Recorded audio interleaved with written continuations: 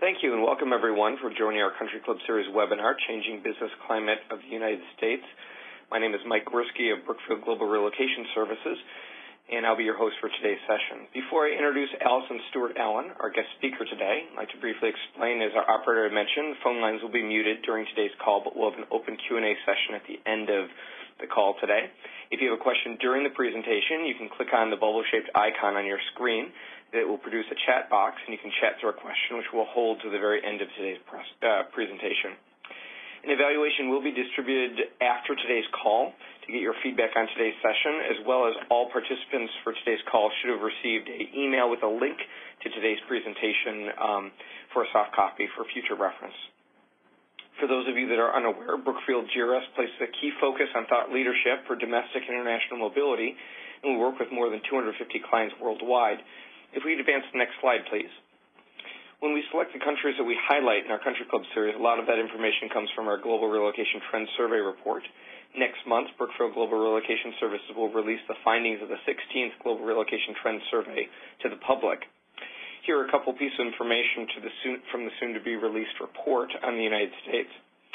The United States ranked in 2010 as the first in the category of most frequently selected location for expatriate assignments, third for emerging new location for international assignments, fifth for locations presenting the greatest expatriate challenges, and sixth for locations presenting greatest administrative challenges. Lastly, the U.S. is ranked in third place for locations with the highest assignment failure rate. A lot of this is due to the failure of assignees to be able to assimilate and adapt to the culture that they're in. Some of the other challenges that HR professionals cited being faced with are, in the U.S., our corporate headquarters is challenging, unrealistic expectations, culture shock, housing prices, business requirement changes, and assimilation to environment and culture. Now, if you advance to the next slide, please. Now, I'd like to introduce our presenter for today, Allison Stewart Allen. Allison is Director of International Marketing Partners. She is an internationally renowned business guru and media personality whose expertise in the field of international marketing, U.S. business, and intercultural working is sought by European and U.S. organizations growing their markets on either side of the Atlantic. Allison is co-author of best-selling book, Working with Americans, the first ever business manual exclusively for the U.S. business culture, which helps professionals improve their relationships with and profits from American business partners, bosses, and colleagues. Allison, at this time, you may begin. That's great, Mike. Thank you very much, and thanks to all of you for joining this session today on the changing business climate of the United States. A few things that we're going to try to cover over the course of this webinar. First, a few of the factors that are behind why the American business culture today is a little different than it was 5-10 years ago. Second, a few ideas on how to read the mood. How do you know it's actually changed? And I'll suggest some indicators that will tell you that, in fact, it is definitely a different place today. Then I'll give some insights about what some of the underlying values are that have historically been true and are still, fortunately, true today, despite other things changing in the U.S. business environment. Next, a few upsides and opportunities that are presented to leaders, assignees of all types, leaders and executives of any place coming to the U.S. That are presented to them by these changes in the climate. Then a couple of categories of implication from the fact that the U.S. is now a slightly different place for business. One area is looking at the implications around communicating and communicating with the followers as well as creating networks. And the other are implications around leadership based on the changes that are currently underway. So let's dive into the first subject area, which is some of the factors that are behind what I'm calling climate change. And there are a number of them, as you can see on this slide. One of the more fundamental changes behind America's view of itself in business today has to do with the incredible unemployment rate that, in fact, is at its highest than it's been for at least 60 years. So that's quite a significant development. If you look across all 50 states, California, which is one of the most populous states, has, in fact, the highest unemployment rate, hovering at around 12.5%.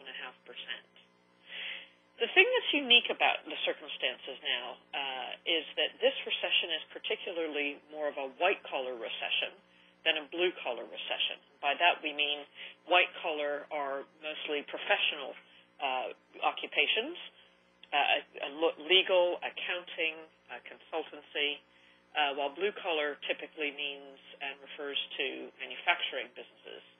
And on this occasion, or at least for the last 4 years at least, the U.S. has been in the midst of a white-collar recession. So it means that people who have worked hard through going to university and getting qualifications of any description are finding life much more unsettling than their parents have or even their grandparents had.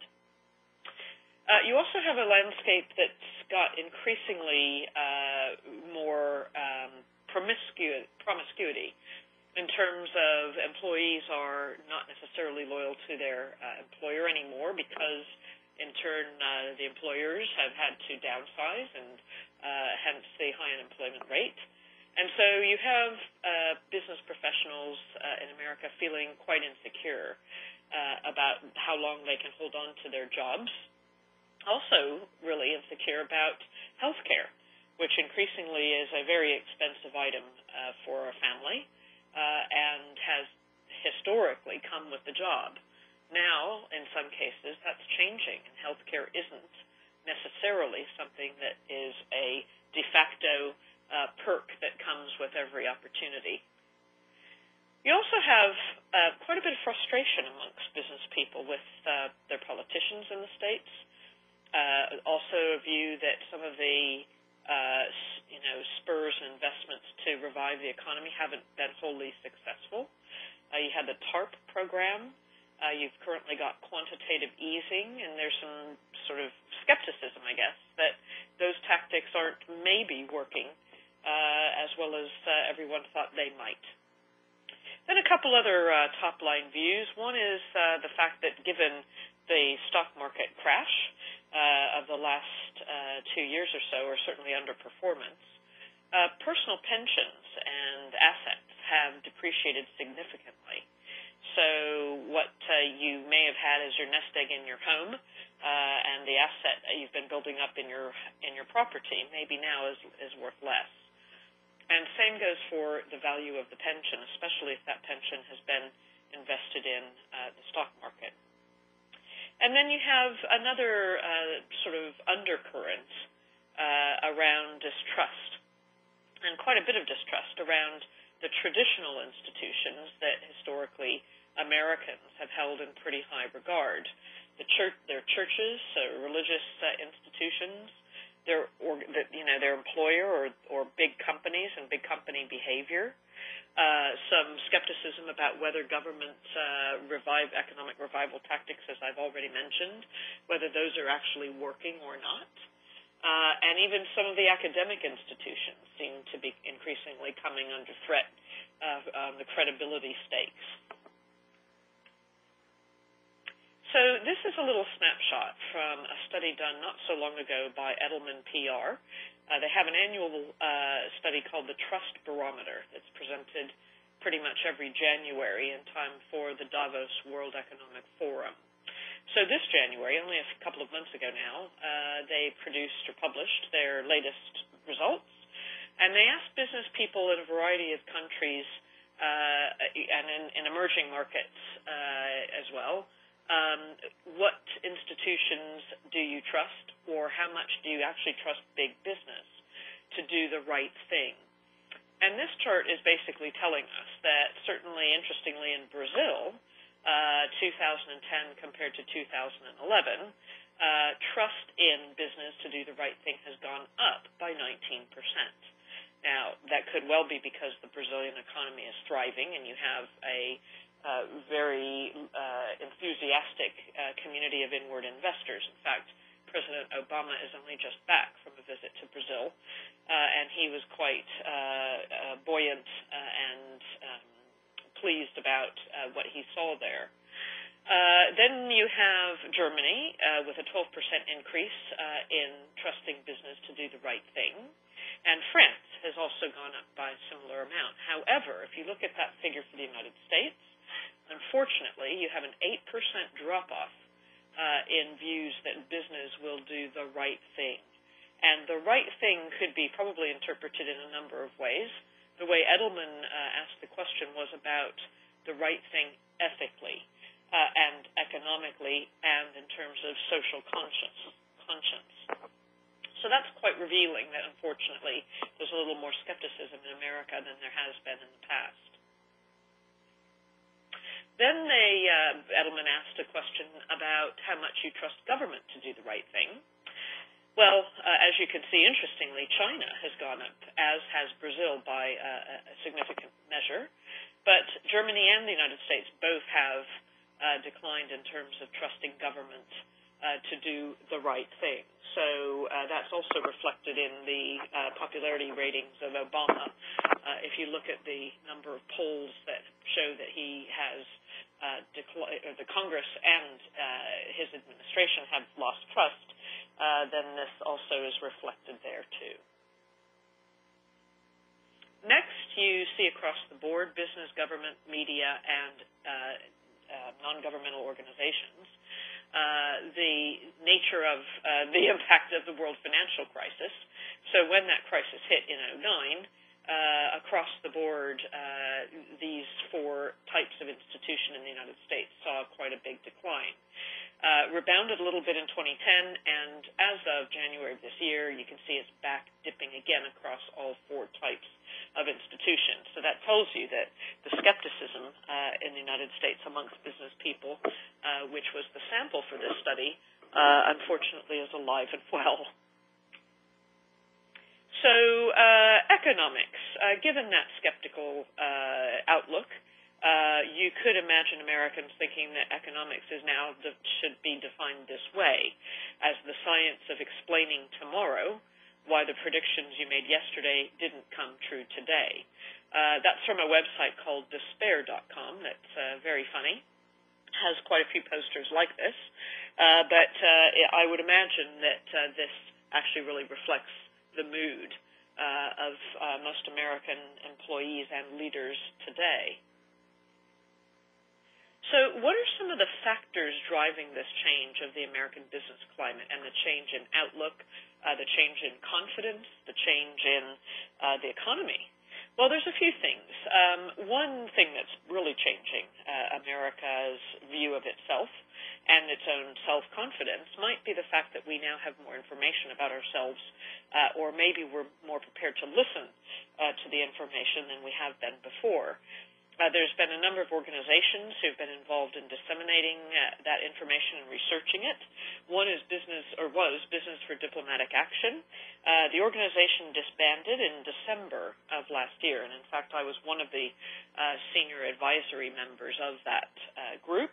And what we did was quite a bit of research looking at how America is perceived in the world, and specifically how business and American business is perceived. So we published quite a bit of data ourselves, but certainly we also know now that China's increasing economic power is stealing market share from us in a number of categories: automobiles, computers, and technology. So China is certainly a force to be reckoned with, and I don't think that American business has taken it as seriously as it is now.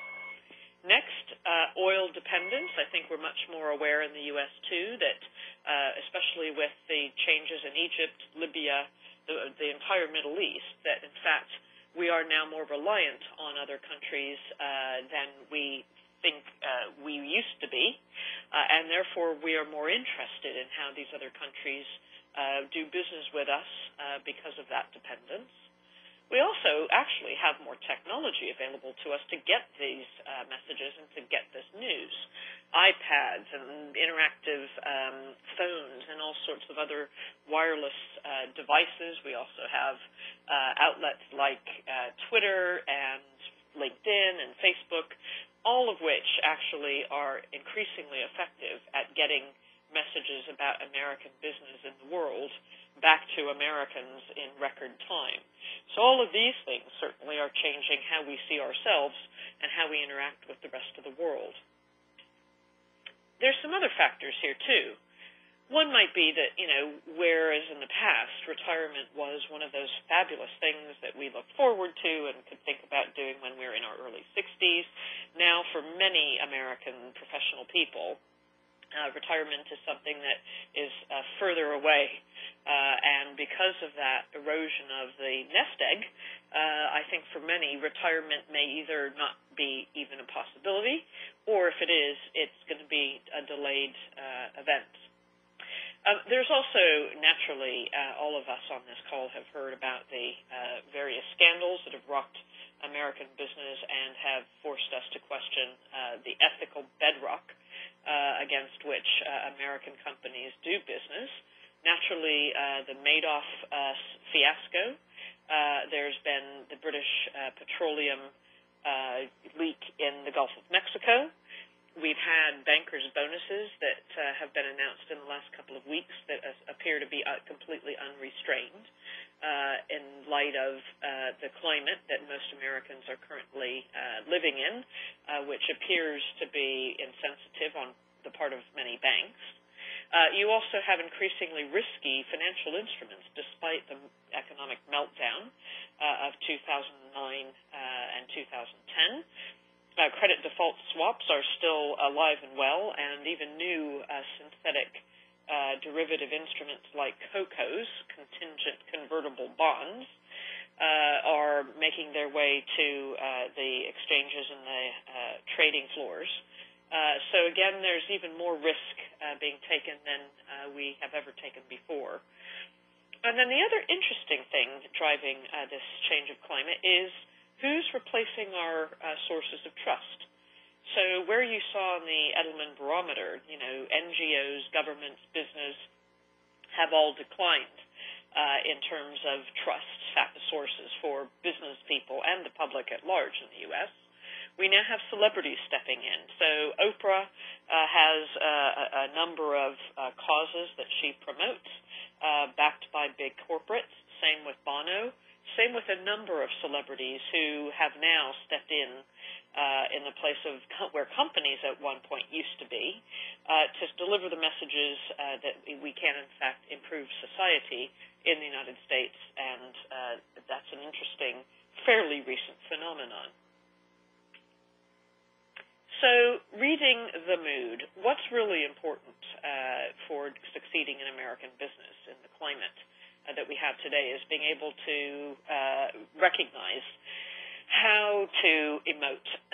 And certainly we know from last summer of 2010 that Mr. Hayward of BP didn't emote in a culturally appropriate way. He made comments like saying he wanted his life back at the height of the oil spill in the Gulf of Mexico, while several communities and, in fact, entire industries were decimated by that development.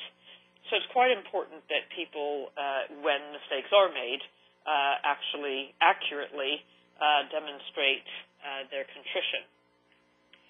This is an interesting development, too, which is a more positive one in terms of reading the mood and responding appropriately. So BP's current chief executive, Bob Dudley, announced only a few weeks ago, on the 4th of March, in fact, that he was going to forego his bonus. Now, granted, that may not be a significant amount of money or appear to be financially significant for Bob Dudley, but it does send the right message at this point in this climate that being greedy and taking monies when the company is underperformed is not going to be well received by Americans who are in these precarious positions and mindsets today. So we have a couple other examples, too, of how to read the mood and do it well, we hope.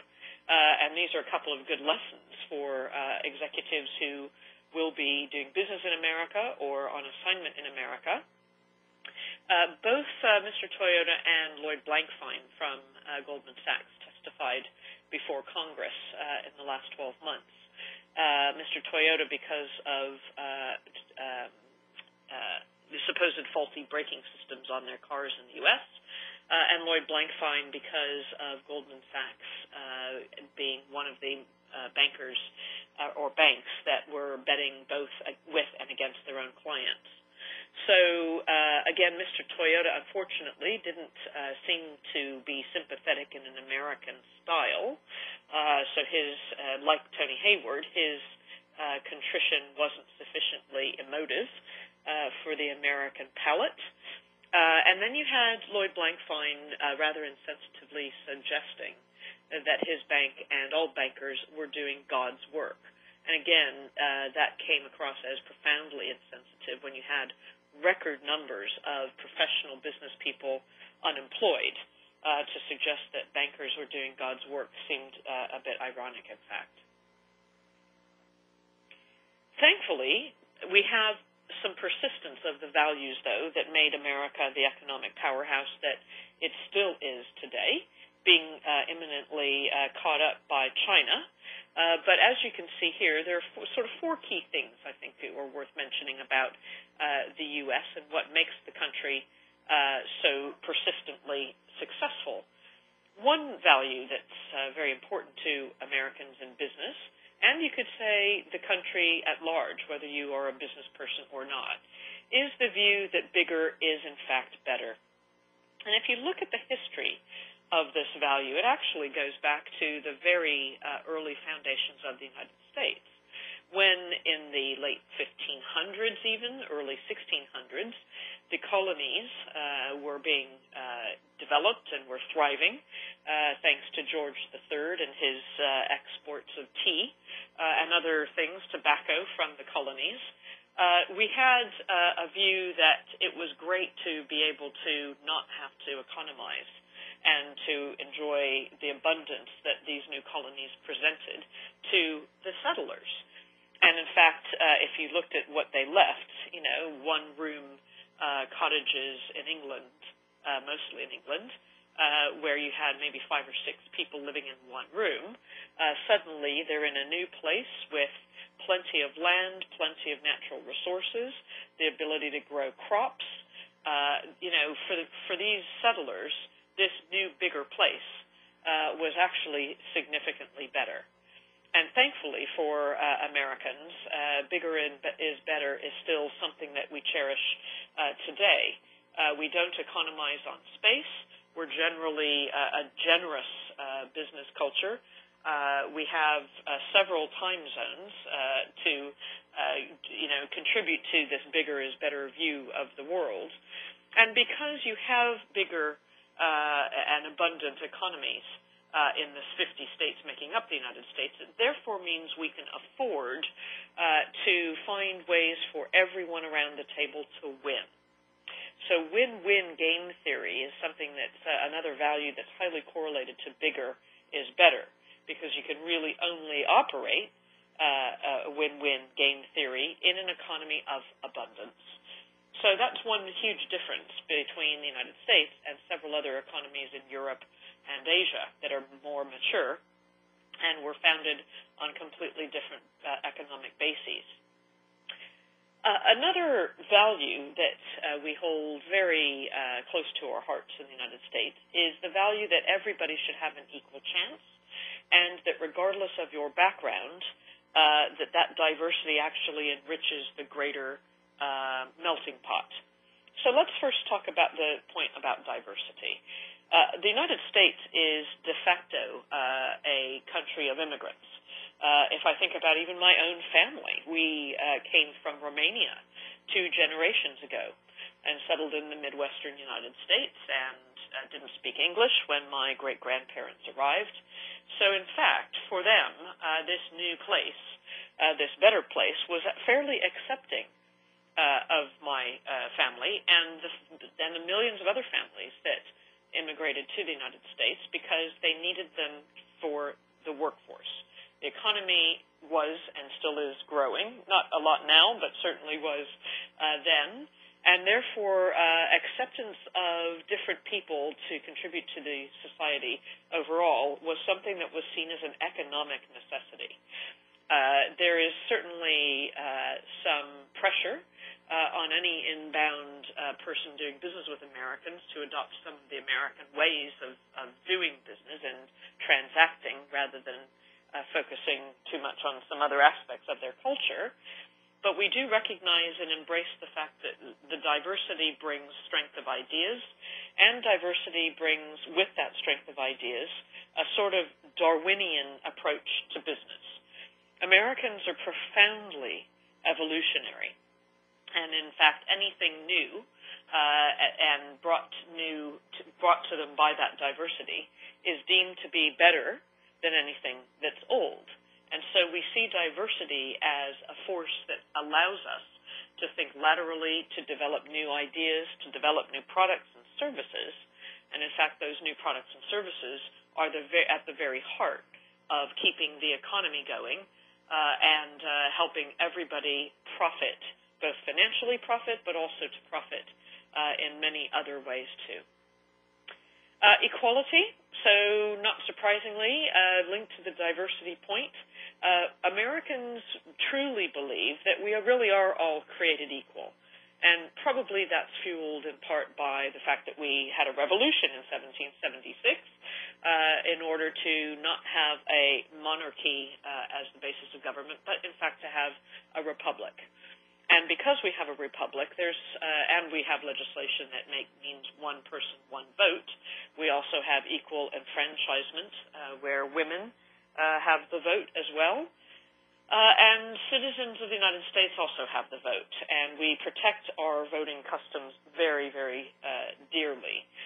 So equality basically is something that we value because we think everybody has an equal chance at success, and everybody has an equal right to contribute to the economy and an equal right to be a successful leader in business, in government, in whatever form, walk of life they pursue.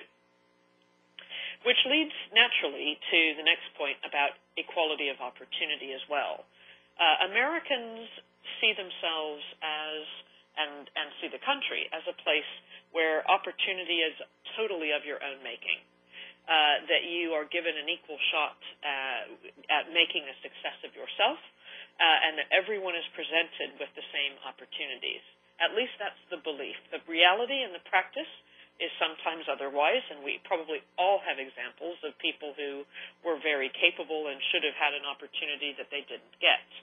However, the view generally is that opportunities are presented to you often, and it's completely up to you to take those opportunities or reject them as you wish, which implies, again, that we're a country that is a very deterministic one rather than a fatalistic one.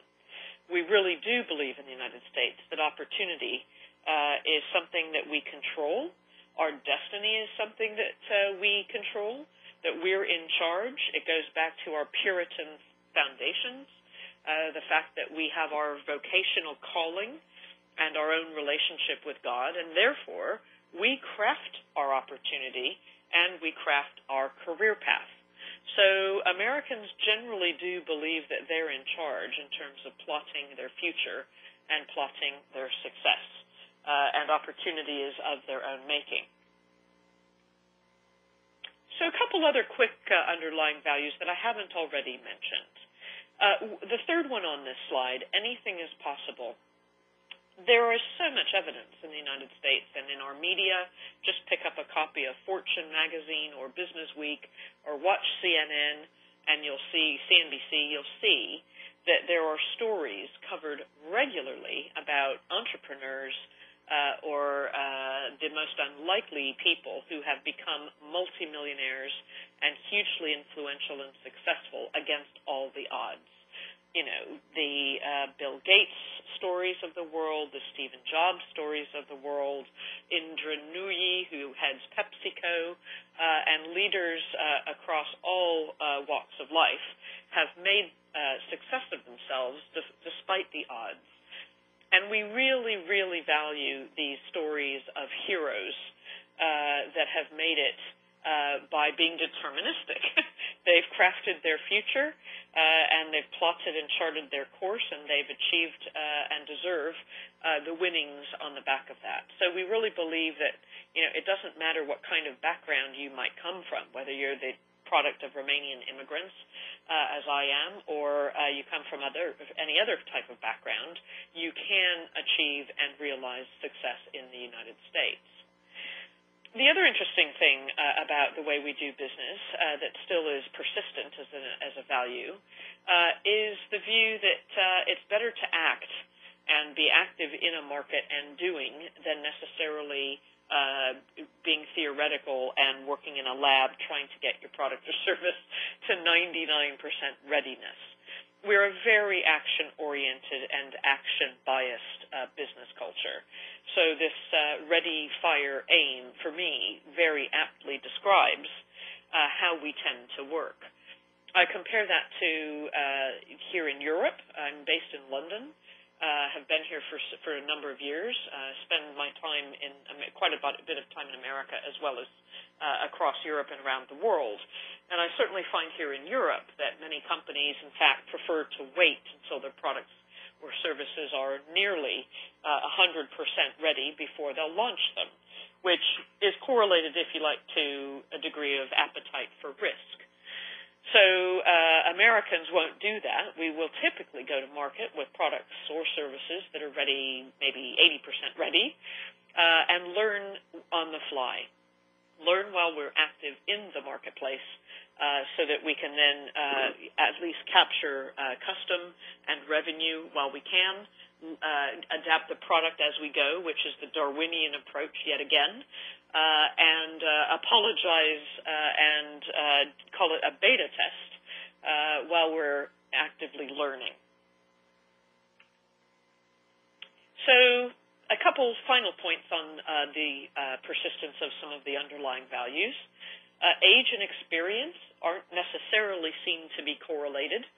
If you just look at the likes of Mark Zuckerberg and the founders of Google and any of the entrepreneurs of the last few years who tend to be under 30 very often, it doesn't matter that you may be young. What does matter is the experience that you've had, and that experience can be parlayed to the company that you lead. So that's quite an unusual business culture compared to several others in many other parts of the world. The next, the final point on this slide about ethical business, I think one of the things that is still true about Americans is that we are ethical, and we do believe that you can do good while doing business, and that taking bribes or offering bribes or corrupting officials or committing fraud is still a criminal, a terrible thing to be doing. We don't condone it. We don't endorse it. And in fact, I think our resolve has been strengthened by the likes of the Bernard Madoff implosion. And increasingly, we are scrutinizing how businesses go about their business. And that's certainly not going to go away. In fact, with the rise of WikiLeaks, that it certainly proves that we're more interested than ever in how business is actually done. So all of this climate change actually presents some fantastic opportunities for assignees, leaders who are doing or going to do business in the United States. Firstly, it's never been easier to start a business or to join a startup business because so many are around. You have increasingly more startups because of this lack of loyalty to big companies. You have a number of people who are out of work and are, in fact, starting fantastic enterprises. You increasingly have a concern and interest in the work-life balance. So because you can now control your timetable, maybe if you're no longer in a big corporate setting, or even if you are in a big corporate setting, companies increasingly are more sympathetic to being able to recognize that employees have a life outside of work. And increasingly, employees are looking after both children and elderly relatives at home. So it's a more friendly place, if you like, for people to work. We're outing the fraudulent and unethical companies via the WikiLeaks, as I mentioned, and other websites. Facebook, Twitter, a number of social media, increasingly too, are revealing how companies go about doing business and profiting. We also are in all the demographics and all the trends are showing that increasingly Americans and others in America are having multiple careers over the course of their life. We're living longer. We're learning continuously. And it's actually not unusual anymore to find people who were in one career in their early part of their lives and from middle age onwards have a completely different approach and are in a completely different profession or are starting their own business, but certainly having a portfolio career over the span of your life is now increasingly more normal. We're also recognizing the power of social media to help us create networks and leverage these networks. So Americans naturally are fairly extrovert, or certainly extrovert behaviors are highly rewarded in the United States. And as a result of that, using networks to open doors for your startup business or for your job search or for advice on career path is increasingly the norm. Looking just at LinkedIn, for example, and the number of contacts and connections that I have, that a number of my colleagues have, is a testament to the fact that Americans highly value being in a network and the fluidity within which you can enter and leave a network, which is a very different phenomenon to how business and the more formal way of business here in Europe, in Asia, in the Middle East, and other parts of the world. Next, companies are pushed to up their game.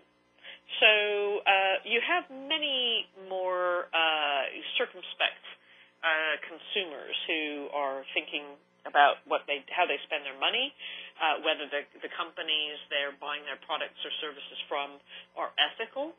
So it actually means, therefore, the companies need to be a bit more open, more transparent in how they do business, more articulate about their policies for social causes and their cause-related marketing and campaigns.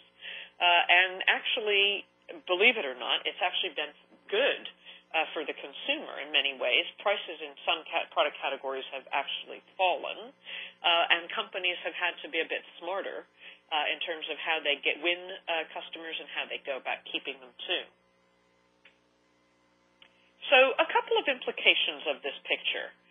Around communication, what it means for executives going to America on assignment or permanently relocating, or even Americans doing business in America. Increasingly, because of this climate, we have to be a little more human.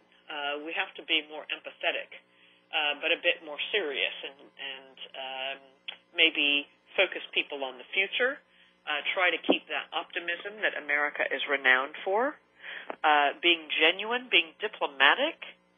And in this digital age, we have to balance the communication between when it's right to use email and blogs and social media and when it's actually right to communicate face-to-face. I think we're still working that part out. Very often you'll see emails that actually should never have been sent, and instead a conversation should have actually happened. So we're finding our way, but I think we're certainly getting there. Some of the implications around leadership, because of that climate, we need to make sure that we deliver on our promises to our staff and to our colleagues, because, again, the trust factor has certainly eroded, as you've seen earlier on in my presentation. Expectations need to be managed. Transparency is definitely the order of the day. We need to be much more open and frequent in communicating with people. So as a leader, it means that we need to demonstrate extrovert behaviors in the U.S., even if that isn't our natural inclination. But an unexpected thing now that leaders have to do more of because of this climate is they need to help their teams and their colleagues cope with the pressure. And there is a lot of pressure. We've downsized our companies. Each of us in our jobs now has much more to do because there are fewer people, and the amount of work hasn't gone away. And as a result of that, we have a workforce that is very often under quite a lot of stress. So the work-life balance and this managing of stress is something that increasingly our leaders in our U.S. companies are needing to help the organization cope with much more effectively. And it's only going to amplify over time as companies reconfigure how they do business, where they do business, and how American companies structure themselves internationally and domestically. So that's a quick run-through or taster about the new business climate in the United States. Mike, I'm not sure if you want to help orchestrate some questions. Yes. Jared, if you could provide details for asking any live questions. At this time, if you would like to ask a question, please press star and the number 1 on your telephone keypad. We'll pause for just a moment to compile the Q&A roster. And we have no questions at this time. Okay, well, while we're waiting to see if anybody has a live question that they're eager to ask, I'll just draw your attention to the closing slide here. As a reminder, evaluations for today's session will be sent out to all that were in attendance. You'll receive an email with a link to a couple questions about today's session. Also, all of the Country Club Series webinars are accredited through the Employee Relocation Council. So if you're earning your ERC credits, you can do so automatically through that link that you receive. Copies of presentations were previously sent before today's session. And then just to point, all of our webinars that we do, all of our education webinars are recorded, and they're saved on an area called the Knowledge Center within our corporate website. The website address is listed there, brookfieldgrs.com. So if this topic was of interest to you or other topics of different countries or industry research, you can access that through our Knowledge Center on our corporate website. Let's just check back and see if we have any live questions. Okay. And on that note, we just want to point out that our next webinar will be an Industry Outlook webinar, identifying program and staffing improvements in global mobility on April the 14th, and we hope you can join us then. Thank you all, and have a good day.